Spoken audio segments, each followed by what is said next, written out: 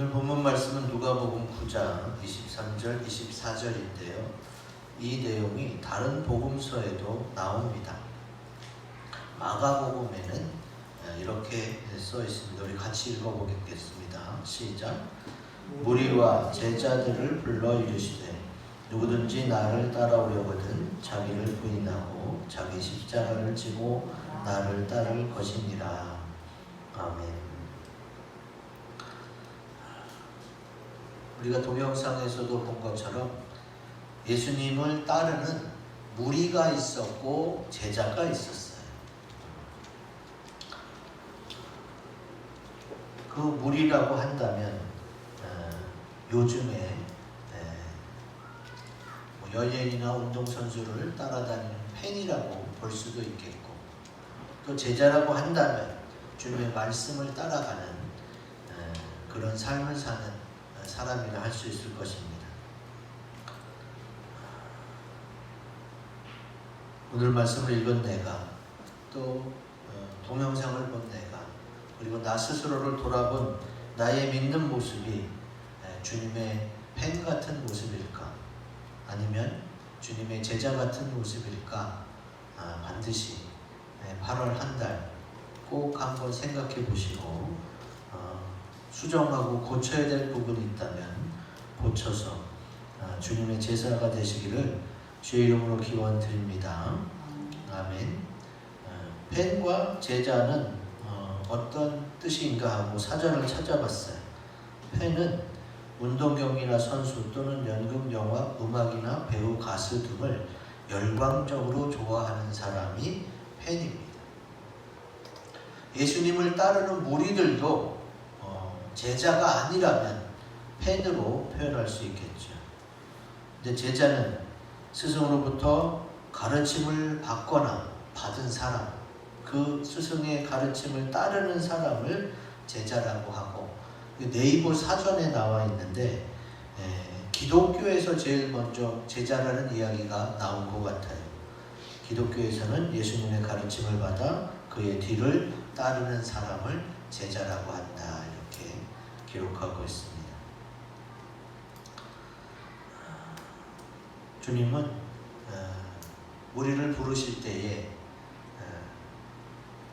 예수님이 최고 스타가 되고 인기 많은 공인이 돼서 팬을 만들려고 이 땅에 오시진 않았습니다.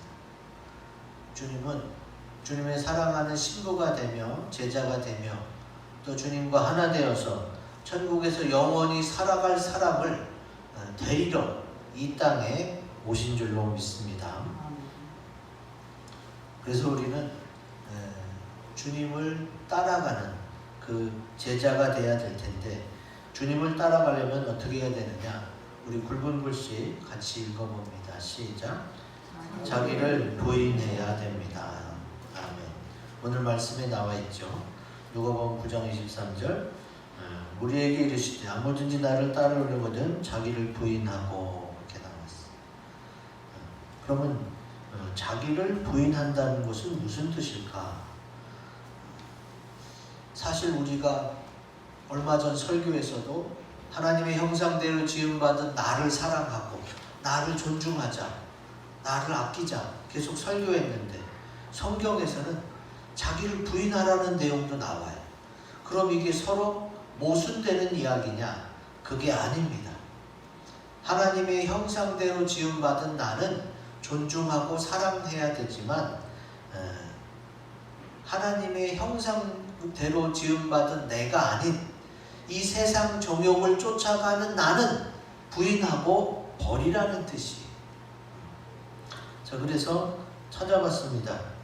부인한다라는 뜻이 뭔가? 헬라어로 아파르네오마이 그래요. 아파와 르네오마이의 합성어인데, 아파는 away from, 뭐뭇으로부터 멀어지는 그런 뜻이고, 르오마이는 버리다라는 의미로 성경에 쓰였어요. 그 버리다라는 의미로 쓰인 게 디도서 2장 12절이에요. 디도서 2장 12절을 같이 읽어보겠습니다. 시작. 우리를 양육하시되 경건하지 않은 것과 이 세상 정욕을 다 버리고 신중함과 의로움과 경건함으로 이 세상에 살고. 아멘. 르레오마이가 바로 버리다란 뜻인데, 자기를 부인한다는 것은 이 세상 정욕을 쫓아가는 자기 자신, 경건하지 않은 것이고 하나님이 원하시는 것이 아닌데도 그것을 쫓아가려고 하는 나 자신을 버리는 것이 자기를 부인하는 것이라는 거지요. 그래서 우리는 하나님의 형상대로 지음받은 나, 하나님 말씀대로 살아가려고 하는 나는 스스로 사랑하고 존중하고 또 아껴줘야 돼요.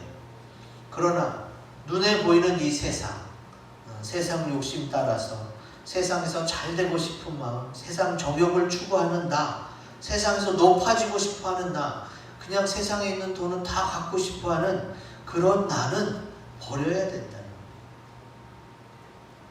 그러면 목사님, 이 세상에서는 그럼 가난하게 살아야 되나요? 가난하게 살려는 얘기가 아니에요. 열심히 살고 또 아무리 돈이 많아져도 절대 그 돈 때문에 흔들리지 않는 그런 믿음을 가지라는 거예요. 그러면 돈이 많아지면 어떻게 돼요? 그 돈 때문에 기도도 안 하고 신앙생활을 잘 안 해요. 여러분 아시다시피 유럽이 먼저 교회가 부흥하고 나라가 발전했어요.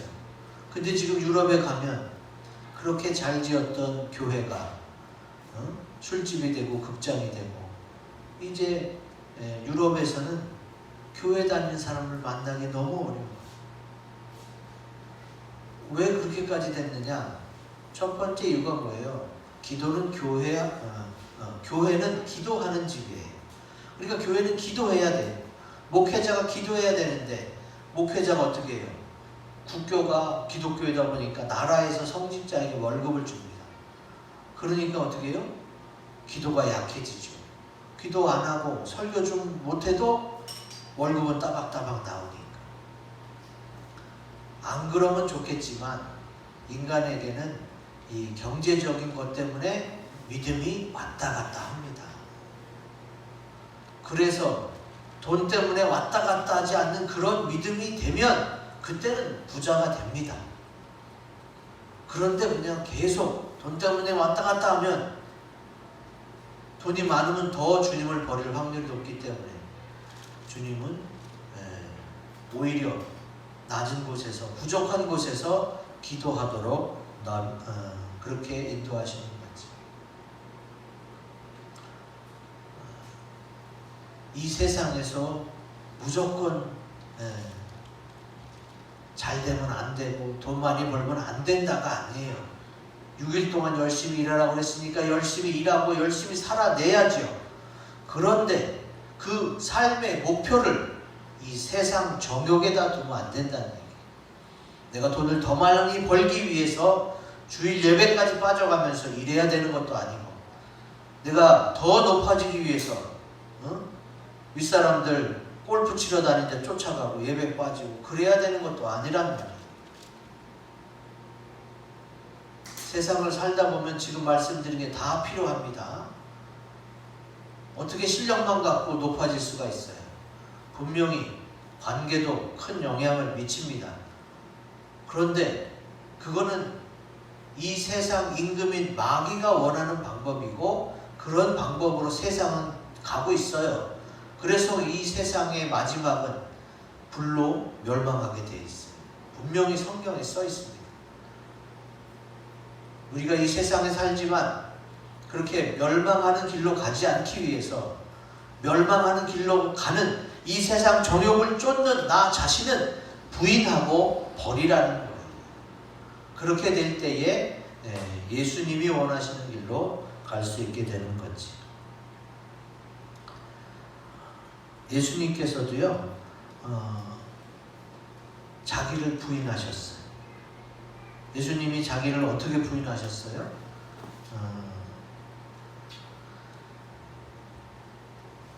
요한복음에 나옵니다. 요한복음 7장에 보면은 이 내용을 제가 설명해 드릴게요. 형제들이 예수님을 안 믿어요. 5절에 나오죠. 이는 그 형제들까지도 예수를 믿지 않음이라.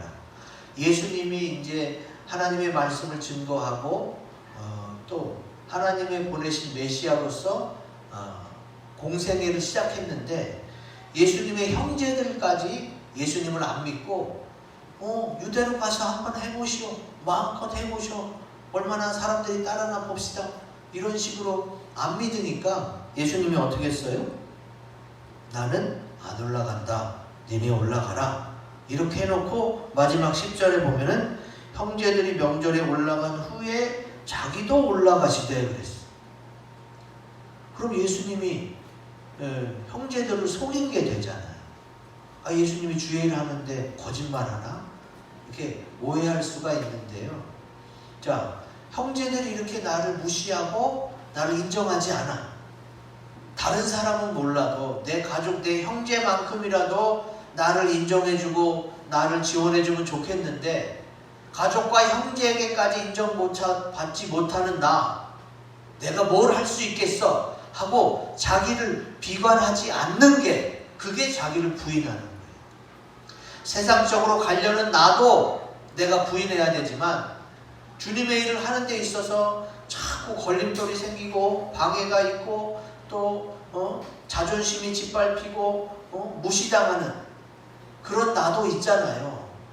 무시당했어. 나 이제 못해. 나는 할 수가 없어. 난 이거밖에 안 돼. 라고 널브러져 있는 나가 자빠져 있는 그런 나도 부인하고 벌떡 일어서란 말이에요. 그게 자기를 부인하는 거예요.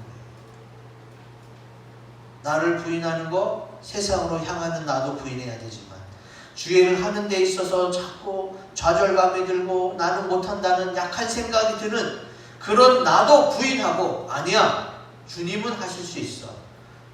주님 붙잡고 일어나자. 주님이 나를 도와주실 거야. 하고 나약해 빠져있는 나 자신도 부인하는 것이 자기를 부인하는 것입니다. 그래서 예수님은 어떻게 하셨어요? 자기 형제들이 나를 인정하지 않아도 어떻게 해요? 그래 니네 먼저 올라가 해놓고 어떻게 해요? 자기도 올라가고 싶지 않았죠. 그렇게 무시까지 당했는데 근데도 주님이 올라가라는 거예요. 니네 형제들이 다 올라갔으니까 너 이제 올라가라. 좀 전까지 나를 무시했는데 그들한테 나 안 간다고 했는데 그래도 올라가요? 그래 올라가라. 예수님이 거짓말한 게 아니라요. 그때는 정말로 올라갈 계획이 없었어. 그래서 안 올라간다고 그랬는데 형제들이 올라간 다음에 하나님이 예수님에게 올라가라고 하니까 또 좌절감에 빠져있는 자기 자신을 부인하고 일어서서 그래 주님 뜻대로 해야지. 그러고 순종하는 겁니다. 이것도 자기를 부인하는 거예요. 어쨌든 하나님의 뜻대로 가지 않는 나는 부인해야 돼요. 누가 인정해주지 않는 나, 또 무시하는 나일지라도 아니야. 하나님은 나를 사랑하시오. 또 주님이 힘을 주시니까 나는 이 일을 해나가야지 하고 좌절감에 빠져있는 나도 부인해야 되고 이 세상에서 높아지려고 하는 나 자신도 부인해야 돼요. 이렇게 오직 예수가 아닌 다른 것들은 다 부인해야 됩니다. 그게 바로 자기를 부인하는 거예요. 그렇게 부인할 때에 우리는 주님의 인도로 예수님의 제자가 될 줄로 믿습니다. 그렇게 주님을 따라가시기 바랍니다. 주일을 하다 보면 하고 싶지 않은 일도 있지요. 그런데 예수님이 어떻게 하셨어요? 십자가 지시기 두려워했잖아요. 다른 말씀은 하나님이 한 번 말씀하실 때 다 순종했는데요. 한 번에 다 순종했는데 십자가만큼은 예수님이 3번이나 할 수만 있거든 이 잔을 내게서 옮겨달라. 이렇게 3번이나 미룹니다. 근데 그래도 내 뜻대로 마시고 아버지의 원대로 되기를 원하나이다 하면서 주의 말씀에 순종했죠. 그런 예수님의 십자가 지는 모습이 바로 자기를 부인하는 모습입니다. 우리도 이렇게 자기를 부인하고 주님을 따라가시기 바랍니다. 아멘. 자, 두 번째, 주님을 따라가려면 우리 굵은 글씨 같이 읽어봅니다. 시작. 날마다 자기 십자가를 져야 됩니다. 아멘. 자기 십자가를 짓다는 게 무엇일까요? 자기 십자가는요, 내가 싫어하는 것이지만 꼭 내가 해야 하는 것이 바로 내 십자가예요. 주님도 다른 거는 다 순종하셨는데 십자가 앞에서만큼은 3번이나 기도하셨죠. 그러니까 예수님이 왜 이렇게 두려워하셨냐? 제자들이 자기를 배신하고 떠나가잖아요.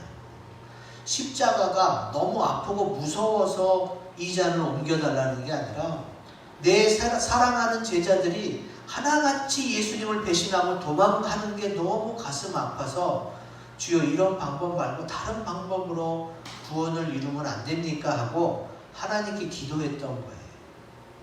그러나 그것조차도 하나님의 방법대로 자기를 부인하고 예수님이 따랐죠. 그게 바로 자기 십자가를 지는 거예요. 여러분 잘 생각해 보세요. 내 십자가는 무엇인가? 내 십자가가 정말로 너무 힘든, 그런데 나밖에 할 사람이 없는 그런 것일 경우가 많이 있습니다. 그러면 왜 이렇게 예수님은 나를 힘들게 하는가? 내가 쉽게 할 수 있는 거라면 주님이 내 대신 십자가를 져주지 않으셨겠죠. 내가 할 수 없는 그것을 예수님 믿고 예수님 의지해서 하라고 예수님이 십자가를 먼저 지시고 자기를 부인하는 모습, 날마다 자기 십자가를 지고 가는 모습을 우리에게 보여주시는 거예요. 그래서 나는 부족하고 나는 연약하지만 예수님 생각하면 그래, 예수님은 묵묵히 자기 십자가를 지고 피도 많이 흘렸는데 그 묵묵히 자기 십자가를 지고 가셨지. 우리도 그렇게 해야 되는 거예요.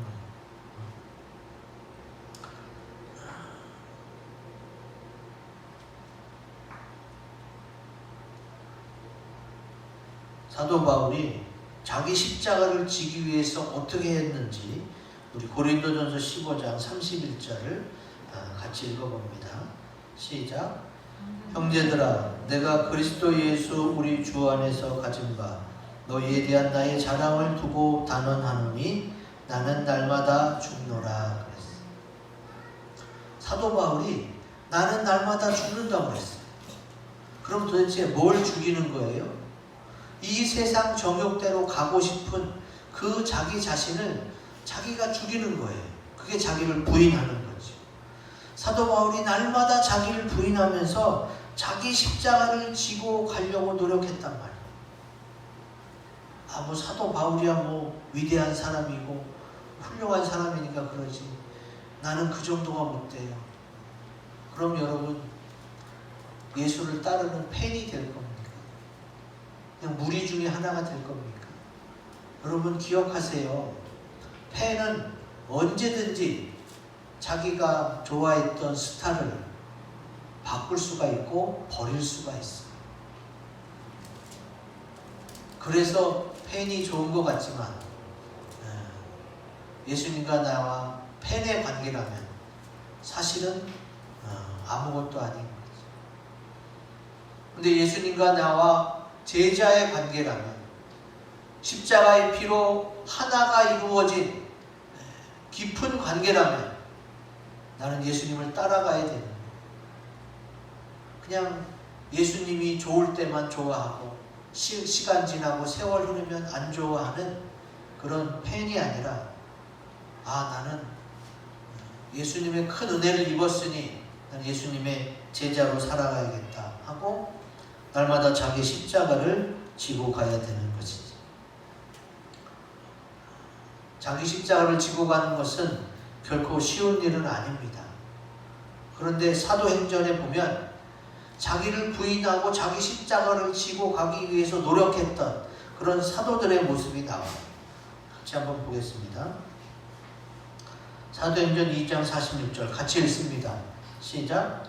날마다 마음을 같이하여 성전에 모이기를 힘쓰고 집에서 떡을 떼며 기쁨과 순전한 마음으로 음식을 먹고 17장 11절 베레아에 있는 사람들은 데살로니가에 있는 사람들보다 더 너그러워서 간절한 마음으로 말씀을 받고 이것이 그러한가 하여 날마다 성령을 선고함으로 했습니다.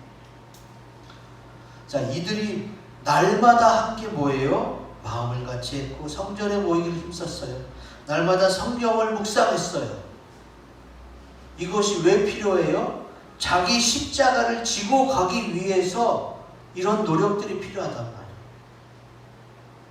안 그러면요 다 때려쳐버리고 싶은데 다 모르겠고 나는 이제 더 이상 아무것도 안 할래, 이렇게 번아웃, 나가 떨어지는 경우가 생길 수가 있습니다. 근데 그냥 말씀을 묵상하고 또 성전에 모이기를 힘쓰고 또 중보기도 하고 같이 막 주행하면서 힘을 받으면 어떻게 돼요? 나의 십자가를 지고 갈 힘이 생겨요. 그래서 주님은 우리를 위해 피 흘려 주셨고 우리에게 교회, 몸된 지체들을, 그리스도의 몸된 지체들을 만나서 공동체를 이루게 하셨단 말이지.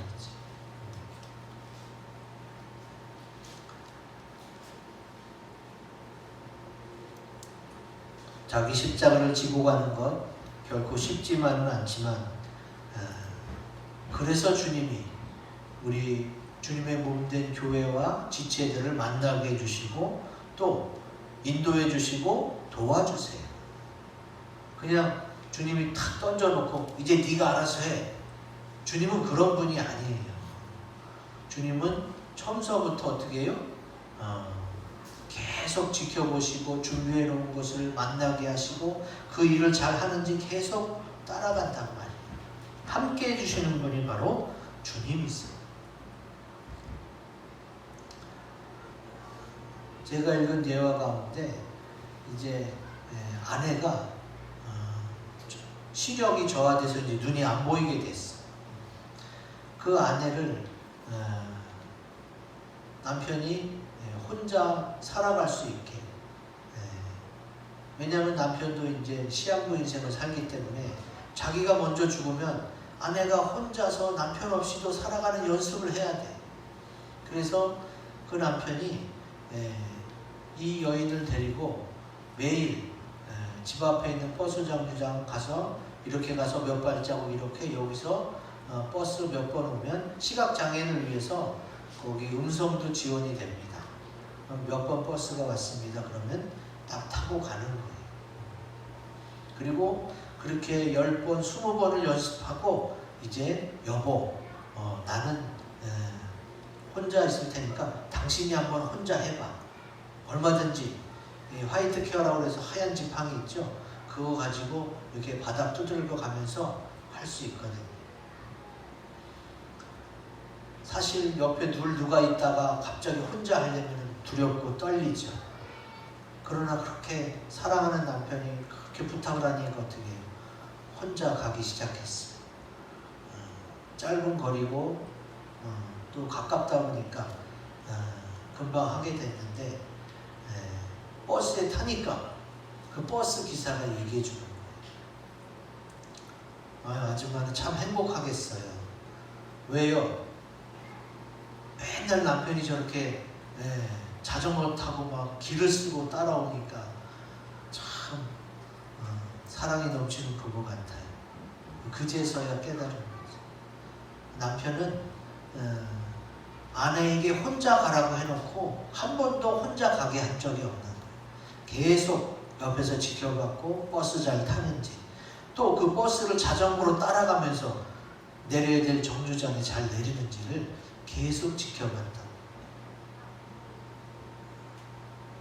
우리 주님이 나무로 십자가를 지라고 할 때요, 십자가를 던져놓고 무겁든 질질 끌고 가든 네가 알아서 해, 그런 분이 아니세요.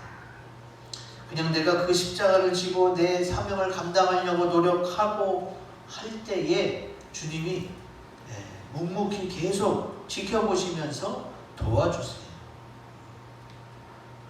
그러니까 주님께 맡기면 되는 거예요. 주님, 나 이거 못하겠어요. 하기 싫고 하고 원하지 않는 거잖아요. 근데 그게 나의 십자가란 말이에요. 그러니까 너무 지기 힘들죠. 그러나 예수님을 의지하고 예수님께 맡기면 예수님이 도와주신다. 그러면 어떻게 해요? 예수님의 제자가 되면서 예수님을 따라가는 삶을 살 수 있게 되는 거죠. 이렇게 날마다 자기 십자가를 지고 가기 위해서 주님의 도움을 요청하고 주님께 맡기고 또 주님을 의지해서 날마다 자기 십자가를 지고 가시기를 주의 이름으로 기원드립니다. 아멘. 자, 마지막 주님을 따라가려면 어떻게 해야 되느냐? 붉은 글씨 읽어봅니다. 시작. 주를 위한 선택을 해야 합니다. 아멘. 24절에 나오죠. 같이 읽어보겠습니다. 시작. 누구든지 제 목숨을 구원하고자 하면 잃을 것이요 누구든지 나를 위하여 제 목숨을 잃으면 구원하리라. 아멘. 주님이 직접 하신 말씀이에요. 누구든지 예수님을 위해서 제 목숨을 잃으면 구원해 주겠다. 이 말씀이 믿어지면 놀라운 역사가 일어나는데 이 말씀을 못 믿겠으면 맨날 힘든 인생을 살아가는 거예요. 그 시각장애인 아내 옆에 있던 남편 나중에는 알게 됐잖아요. 그러니까 얼마나 든든하겠어. 그런 것처럼 그래 보이진 않지만 손에 잡히는 않지만 예수님이 늘 나와 함께 하시는구나. 그걸 믿는다면 걱정 없이 맡길 수가 있어. 자, 열왕기상 17장에 보면 엘리야와 사르밧 과부 얘기가 나옵니다. 제가 읽어드릴게요. 그가 이르되 당신이 하나님 여호와께서 살아계심을 두고 맹세하노니 나는 떡이 없고 다만 통에 가루 한 움큼과 병의 기름 조금뿐이라. 내가 나뭇가지 둘을 주워다가 나와 내 아들을 위해 음식을 만들어 먹고 그 후에는 죽으리라. 그러니까 사르밧 과부와 그 아들 둘이요 딱 한 번 해먹을 그런 가루와 기름이 있었어. 근데 엘리야가요 그거를 자기한테 먼저 해달라는. 참 벼룩의 간을 빼먹지. 어떻게 과부에게 가서 그거 이제 먹고 죽을 거밖에 없는데 그거를 달라고 하니까 참 어떻게 보면 하나님도 이해가 안 가죠. 그러나 엘리야는 하나님을 믿었어요. 파렴치한 정말 안면몰수하고 그냥 들이미는 그런 선지자가 아니라 하나님의 역사를 같이 이루어가자라고 손을 내미는 거예요. 그때에 이 과부가 어떻게 해요? 주님께 맡깁니다. 딱 요거밖에 없어. 요거 먹고 죽으나 요거 안 먹고 죽으나 똑같은 거잖아요. 근데 엘리야 선지자가 소망을 제시합니다. 두려워하지 말고 가서 내 말대로 해라. 그러면 어떻게 해요? 비가 지면에 내리는 날까지 기근이 끝나는 날까지 가루가 다하지 아니하고 병의 기름이 떨어지지 않는다. 이런 하나님을 통한 소망을 주니까 어떻게 해요? 이거 안 주고 나 혼자 먹고 죽으니 그래 그 소망을 한번 기대보자. 정말 그렇게 된다면 선지자도 살고 자기도 살고 아들도 살고 다 사는 거잖아요. 그게 어떻게 일어나요? 주를 위해서 선택할 때에 그 역사가 일어나는 거예요. 나와 내 아들을 위해서 선택하면 어떻게 해요? 나는 그거 먹고 이제 죽는 거예요. 그러나 주를 위해서 하나님 말씀대로 선택했더니 어떻게 해요? 나도 살고 아들도 살고 맡겨준, 만나게 해준 선지자도 살게 되죠. 여러분 이 비밀을 제발 좀 믿으세요. 하나님은 내 주머니에 10,000원 있는 거 그거 하나 빼먹으려고 그냥 가진 방법을 다 쓰는 그런 파렴치한 분이 아니세요. 너 왜 그 10,000원밖에 없는 거 그거 그렇게 지키려고 그러니? 그냥 나한테 다 맡기면 내가 100,000원, 1,000,000원 줄 텐데. 사실 생각해 보세요. 그 과부가 가진 게 10,000원 정도밖에 아닌 거예요. 한 번 먹고 죽는 거니까. 근데 기근이 끝날 때까지 기름이 다하지 않고 가루가 다하지 않았으면 어떻게 해요? 그 10,000원이 1,000,000원 1억이 된 거예요. 주님께 맡기고 또 주님을 위해 선택하면 그러면 그냥 다 자연적으로 이루어지는 사건인데 내가 그 10,000원을 어떻게 쪼개서 쓸까 그 생각을 하느라고 주님을 위한 선택을 못하는 경우가 많이 있습니다.